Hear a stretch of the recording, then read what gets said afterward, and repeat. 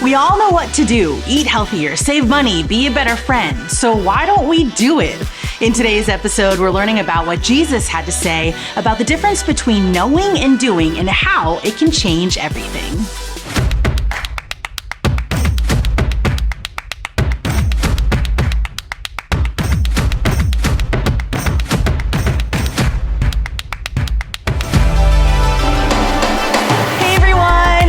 To Epic Everywhere, practical teaching to help you grow in your faith no matter where you are on your spiritual journey. If we haven't met yet, my name is Emily and I'm the pastor of Epic Online, and I want to give a special shout out to anyone who is new around here. I'm so glad that you made it. Every time you hang out with us, I want to make sure that you have fun and that this experience is meaningful and that it really makes a difference in your life. If you're new, I don't want you to leave empty-handed, so I actually have a free t-shirt that I want to mail out to you. That's right, our official 2025 Epic Tee. I'll share more about how you can snag yours in just a bit. Well, recently we had the opportunity to host our 2025 team conference. We gathered everyone who's on our teams to celebrate what God is doing through them and to help them grow in their leadership. If Philly runs on Duncan, our church runs on Jesus and our team members for sure. So we wanted to show them some love and show you a little highlight of what went down that day. Take a look. Welcome to team conference, y'all ready?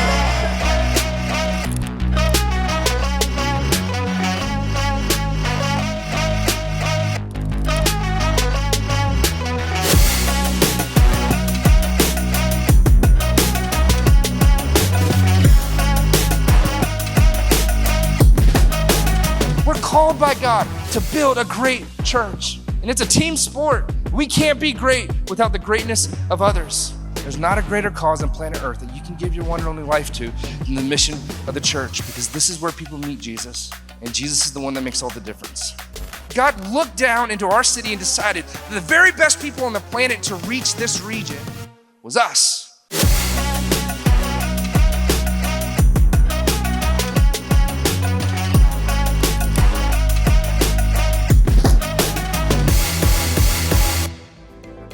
Thanks to everyone who serves and everyone who came out to the team conference. We had a lot of fun, but we also had a lot of meaningful moments. And I want to personally invite you to join a team and experience the joy of serving as well and see what God can do through you. One of the teams that I'm trying to build up is our photography, videography, and our social media teams. I'm looking for folks who have some skills and some interest in that area to help us reach more and more people. So if that's you, or you're interested in serving in another area, you can sign up right on the hub. So how exactly do you get to the hub? Well, that's by checking in. Checking in is something that we do every time we're together, whether you're new today or you've been hanging out with us. To check in today, you can get your phone out if you don't have it out already, and you can just scan the QR code on the screen, or you can text here to the number on the screen. When you text us, we're going to text you back with a link that'll take you to the hub. And when you text in for the first time, we're going to send you your very own free tee that I was talking about earlier. That's right, your very own Epic Church merch right to your doorstep. So be sure to check in and get yours. The first thing that you'll see on today's hub is an opportunity to share a prayer request or maybe a life update. We really do read through every single prayer request and we pray for you. So let us know how we can be supporting you today. Also up on the hub, you'll find information about events and a spot to sign up to serve. To join a team, just fill out that form and we'll get some info to you this week. When it comes to giving, I just want to say thank you to everybody who invests financially in what we do as a church. When we give, we're investing in the spiritual growth of people at our church, and we're making a way for those who aren't here yet. Last Sunday, we had tons of people just like you joining us for Easter, and we had over 6,000 people who came out to the 2 egg hunts that we hosted on Saturday. More and more people who had the chance to encounter God's love in a meaningful way. That's what giving makes possible. It opens doors, it creates opportunities, and it allows us to continue reaching every person in the city. So if you'd like to give today, you can do that on the hub, or you can head to our website as well. Well, I don't know about you, but I'm ready to get better together. So we're going to go and get to today's message as a part of our series, Jesus on Mic.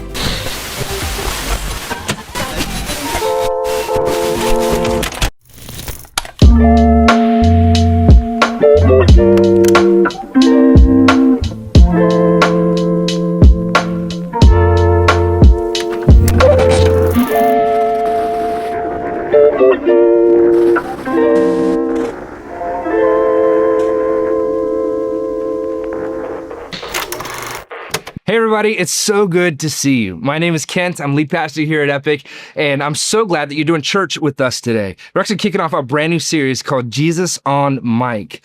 And over the next couple of weeks, we're gonna be looking specifically at the words of Jesus. In fact, the subtitle for this series was Jesus on Mic, Red Letter Reflections. And that's because in many Bibles, the words of Jesus were often printed in red. And so if you've ever picked up a Bible before and thumbed through the pages and saw that some of it was in red, that wasn't a mistake. It wasn't a misprint. No, those are the actual words of Jesus. And his words are incredibly powerful. His words are so incredibly important. The red letters, those things, they teach us how to live. They teach us what God is like. They teach us how faith makes a difference in a person's life. And so over the next few weeks, we're going to slow down a little bit and reflect on some of those red letters and see what we can learn from the master teacher himself, Jesus. Now, whether you know it or not, I know something that's true about you just because you're here. And that is that there's something different about you. And it's a good kind of different. Like of all the things that you could be doing right now, you chose to be here. Like you could be sleeping. Yeah, I know some of you are like, oh, don't remind me, I could be sleeping.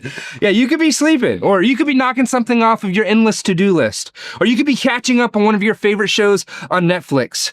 By the way, there's a new season of Love on the Spectrum. Highly recommend. You should totally check that out. Anyways, you could be doing any number of things right now, but you aren't. Instead, you chose to be here, to set aside some dedicated time to worship God and grow in your faith. And that tells me something about the kind of person that you are. That you're not okay with the status quo. That you're not okay with average or ordinary. I mean, after all, like who just wants to be average? In fact, check this out. I came across some facts about the average American that I thought were interesting. So here's the first one. The average American spends 103% of their income. 103%. Listen, you don't have to be a financial wizard to know that that is not good. Like no bueno. Like you-o is going to be broke-o if you keep doing that-o. You know what I'm saying? I mean, it's true. Now, some of you are a little devastated right now because you thought for sure that I spoke Spanish, right? And you're like, oh, it turns out he's just brown, you know? Others of you, though, are, you're a little impressed because you're like, man, I had no idea he also spoke Spanish. That wasn't Spanish. Anyways, here's the second thing. The average American uses one form of deception every 5 social interactions. Can you believe that? Now, when I read that, I thought to myself, man, I should be way more suspicious than I am. Like people come up to me all the time and they're like, hey, it's so good to see you. Now I'm like, is it? Or man, you're looking really good. Am I? Because according to this, there's a 1 in 5 chance. Not so much. There's another one. The average American, number 3, has the attention span of 8 seconds. 8 seconds. If people actually asked the researchers why they thought this was true. I mean, only 8 seconds. And the researchers were like, huh? See what I did there? Listen, my dad joke game is on point these days. Anyways, here's all I'm saying. Average isn't always that great. And I know some of those things are a little silly, but the truth is that you don't want to just be average. And you don't want to just be ordinary. And the good news is that God doesn't want us to live an average or ordinary life either. In fact, over and over and over, all throughout the pages of Scripture, we see how followers of Jesus are actually challenged to be anything but average, to be anything but ordinary. In fact, in Romans chapter 12, the Apostle Paul said this. He says, do not conform to the pattern of this world, but be transformed by the renewing of your mind.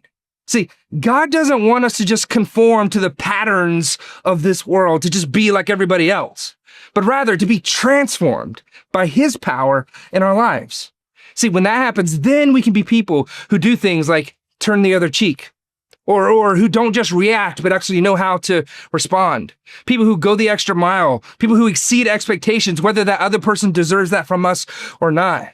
People who know that life isn't about stuff or status or having more, but that oftentimes less is more. People who don't find their value in what they do or in what other people think about them because they know that they aren't defined by what they have. And they certainly aren't defined by what other people think about them. In fact, listen, what other people think about you is none of your business. It is none of your business. See, you and I, we should be worried about what God thinks about us because it's in Him that we find out who we are and what we're living for. It's in Him that we find our true identity, and it's in Him that we find our value.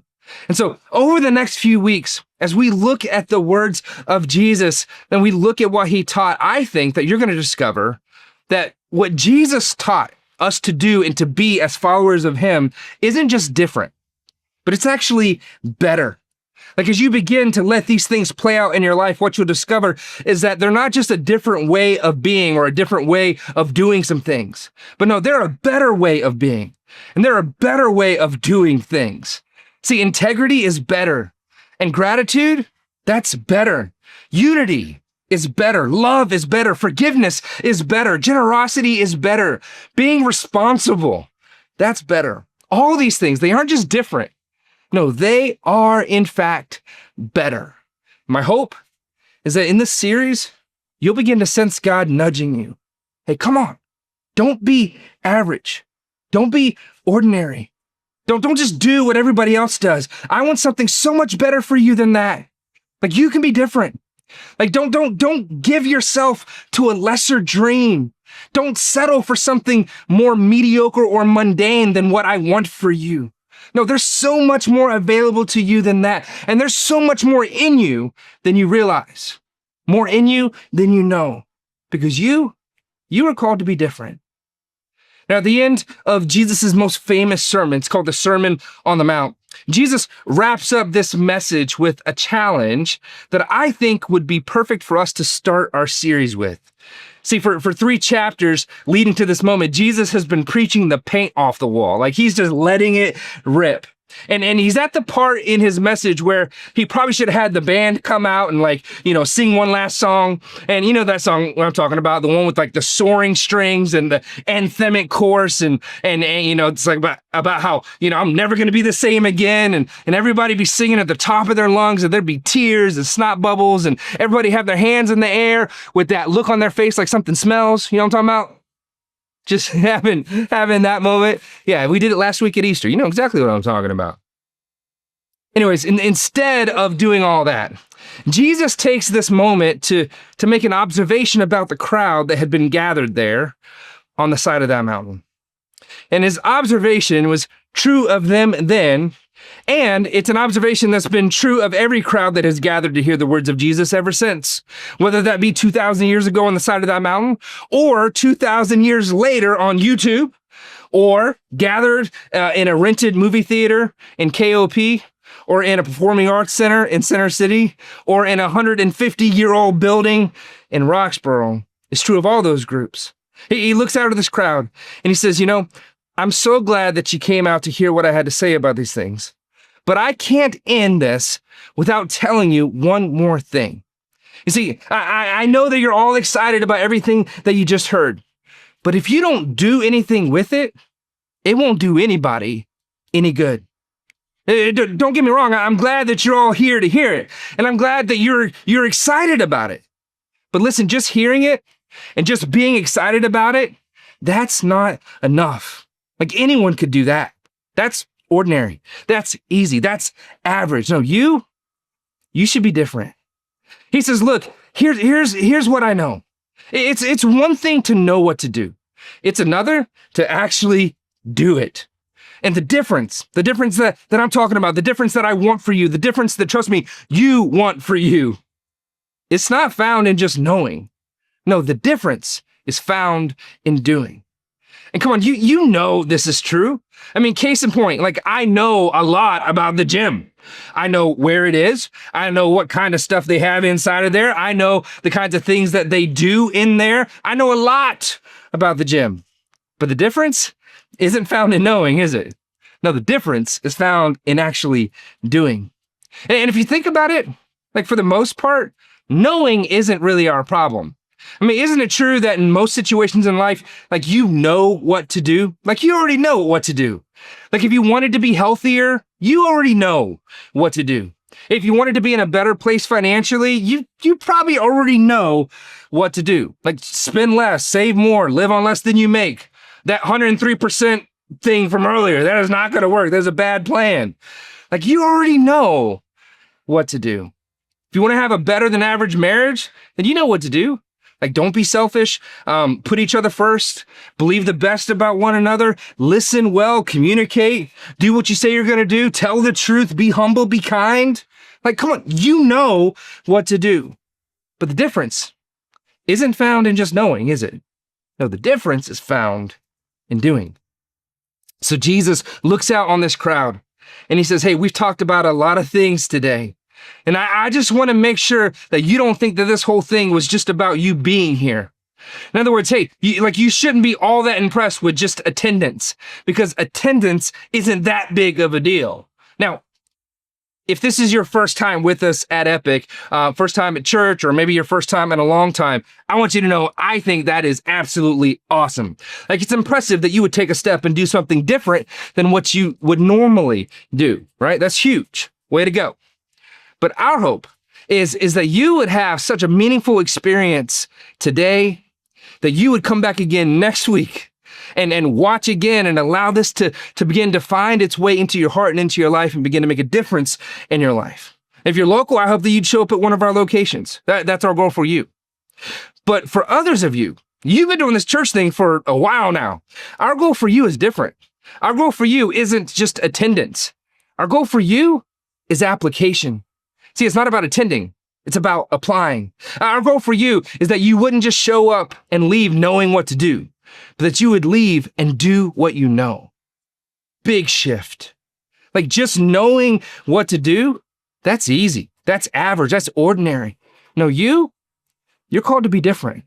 My hope is that you leave here each week challenged and encouraged and equipped to do what you know. That you would be so moved and compelled by what happens here that it would begin to make a difference in your life. That you'd leave this place and say, man, God, I really do believe that you're better at life than I am.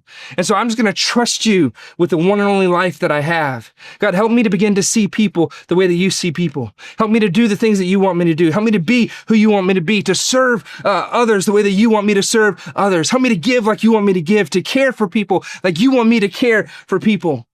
God, would you just help me do and be whatever it is that you want me to do and be? Whatever you want from me, God, I'm all in. Like, can you imagine a church full of people like that? Can you imagine what other people would think of Christians if that's what they were like? Just, God, help me to be who you want me to be. I'll do it. I'll be it. I'll do what you say. I mean, think about this. Isn't that part of the problem that people have with Christians anyway? It seems like that Christians know a lot, much more than they're willing to actually do. You know what I'm talking about? Isn't that true? They know more about love and how to love than what they're willing to actually love. It's true. But what if it wasn't? And what if we were just willing to do what we know? How different would things actually be? And so Jesus says here, he says, listen, like you've heard what I've had to say today. Now you have a choice to make. You can be average like just everybody else. You can leave knowing what to do, or you can be different. And you can leave here and do what you know. Gang, that's the difference between experiencing life in your marriage and death in your marriage. That's the difference between having life in your relationships and death in your relationships. That's the difference between having life in your finances and death in your finances. Life in your career and death in your career. Like, you know what to do. The question has always been, are you going to actually do it? Will you do it? So that's the challenge that Jesus gave to these guys on the tail end, the heel of this sermon that he just gave. But I want you to see how he said it. I mean, here it is. It's Matthew chapter 7, starting in verse 24. Jesus looks out on the crowd and he says this, therefore, everyone who hears these words of mine. In other words, all of you who are part of the crowd here on the side of this mountain that have been listening to me talk all day long. Like all of you who showed up to hear my words, all of you who attended, all of you who watched online, Maybe you even texted in to check in, right? All of you who've heard the messages and have sang the songs and maybe felt a goosebump or two. Everyone who hears these words of mine, he says. He goes on, and, put a blank right there, right? We're going to come back. We'll fill in the blank. Don't worry about it. And blank is like a wise man who built his house on the rock. And then in verse 26, he says a contrasting statement. He says this, he says, but everyone who hears these words of mine and blank is like the foolish man who built his house on sand. And so here Jesus sets up this juxtaposition, this story about these two different guys. One is a wise man who built his house on the rock. The other is a foolish man who built his house on sand. But there's something else in there that is the difference between the two of them. In verse 24, he tells us, he says, everyone who hears these words of mine, who's like a wise man, everyone who hears these words of mine and what? And understands them? No. Everyone who hears these words of mine and takes really good notes? No. Everyone who hears these words of mine and posts about them on social media, like hashtag blessed, hashtag I love my church, hashtag every person in the city, woohoo! No. No, here's what he says. Therefore, everyone who hears these words of mine and puts them into practice is like the wise man who built his house on the rock. He says, hey, it's not enough to just know what to do. No, you got to do what you know. And then he gives that contrasting idea. He says this, verse 26, but everyone who hears these words of mine and does not put them into practice, everyone who knows what to do but just doesn't do it, is like a foolish man who built his house on sand. He says, hey, there's two kinds of people in this world. There's two kinds of people that are gathered here on the side of this mountain. There are those of you that are going to leave here knowing what to do, but then that's all. And those people, they're foolish. And then there are those of you who are going to leave here not just knowing what to do, but who will actually do it. And you are wise. Then he goes on to tell us why this is so important. Verse 25, he says this, he says, because the rain came down, the streams rose, and the wind blew and beat against the house, yet it did not fall because it had its foundation on the rock. He says, look, like at some point in this life, a storm is going to come. And some of you right now, maybe you feel like you're right in the middle of a storm. Some of you feel like you just came out of one. If you're sitting there thinking, man, I'm sitting pretty, things are good. Listen, get ready.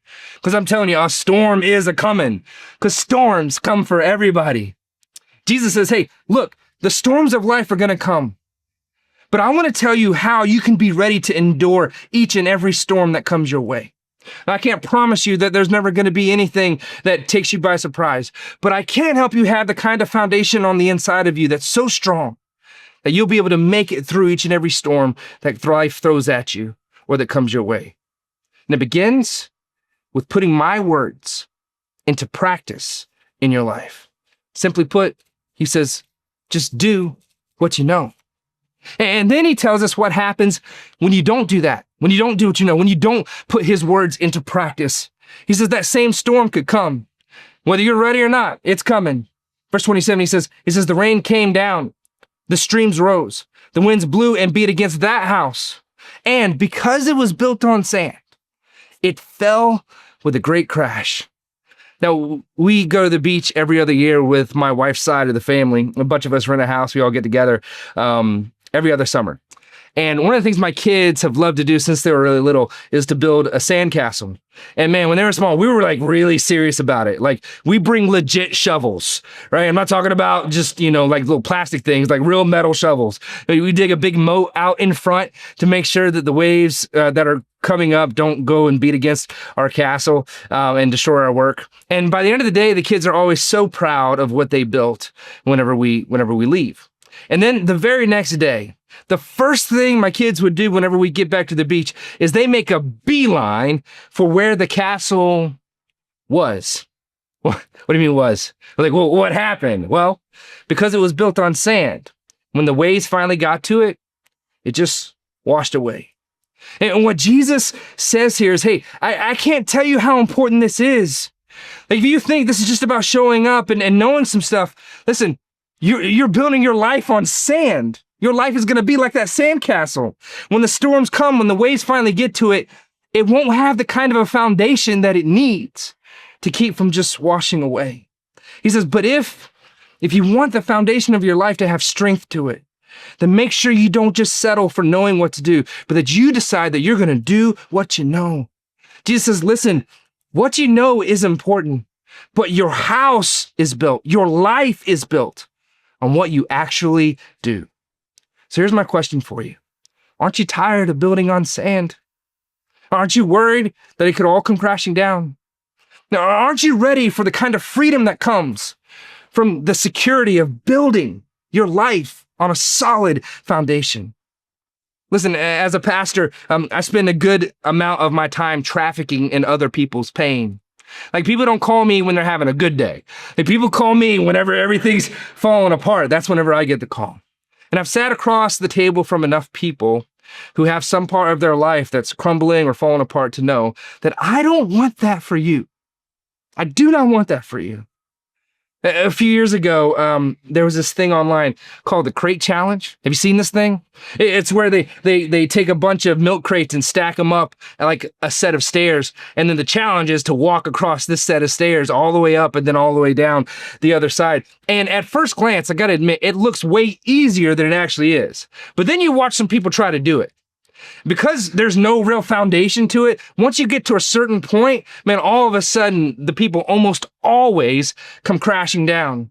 And you watch enough of those things that you're just like, you find yourself yelling at people before they even start. Don't do it. Like, it's a trap. It's a terrible idea. You're going to get hurt.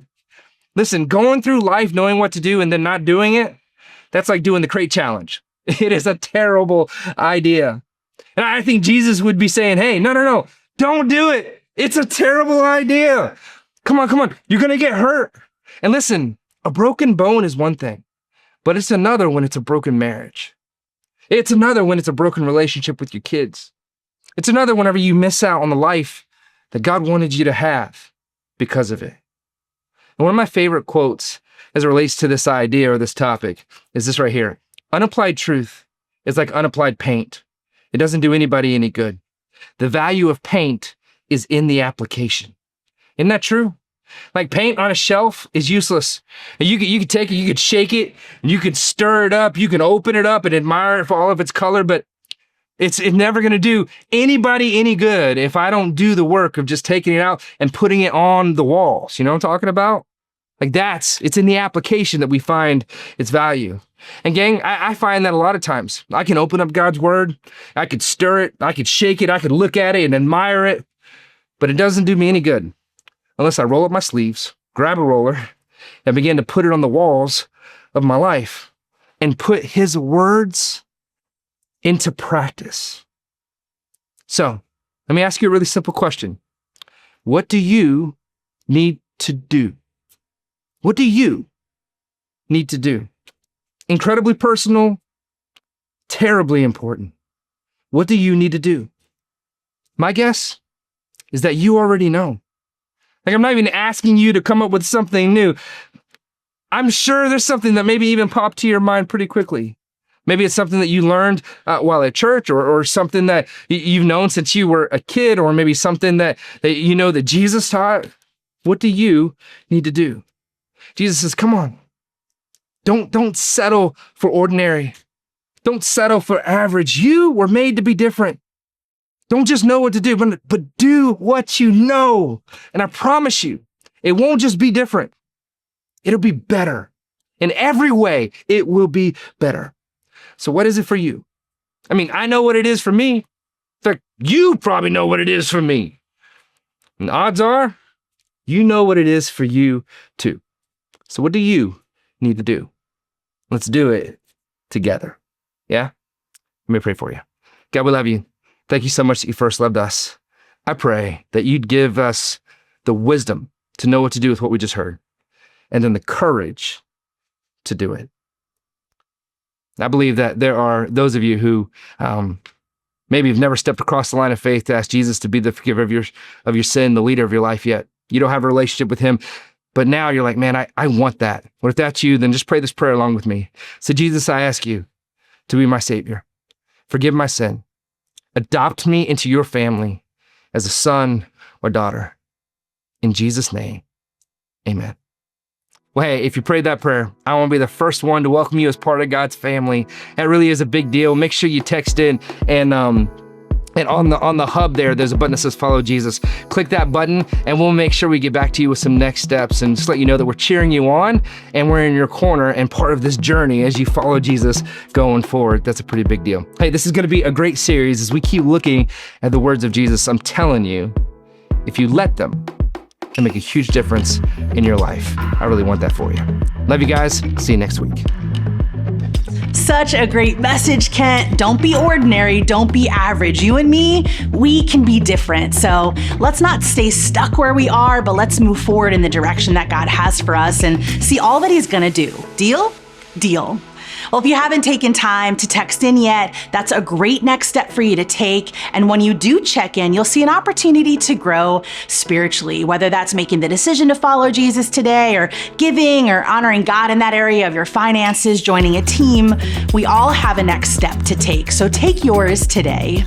And maybe your next best step is to come back again next week or invite someone to join you. Whatever it is, I'm cheering you on. Yes, your very own cheerleaders. So let's do it.